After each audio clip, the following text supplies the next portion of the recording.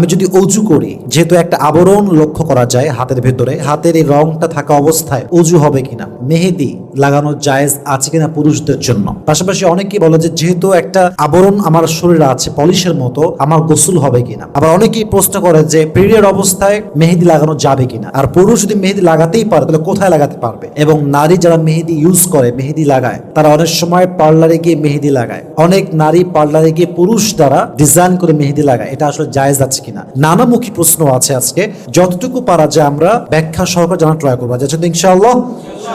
প্রথম কথা, মেহেদি লাগানো জায়েজ প্রমাণ কি? হাদিসটি আসছে সুনান আবু দাউদের হাদিস। এটি আম্মা জান আয়েশা রাদিয়াল্লাহু তাআলা আনহাকে জিজ্ঞেস করা হলো যে মেহেদি লাগানো জায়েজ আছে কিনা। তিনি বললেন নাম, এটা জায়েজ আছে, কোনো সমস্যা নেই। পাশাপাশি এটা হচ্ছে নরমাল মেহেদি কথা বলা হয়েছে, কারণ আগের যুগে এতটা ডিজাইন ছিল না। এই রাঙাপুরি কত রকম নাম টাম আছে এখন, তখনকার যুগে এরকম মেহেদি ছিল না। তখন ছিল কি গাছ থেকে পাতা পেড়ে এনে পিষে যেমন করা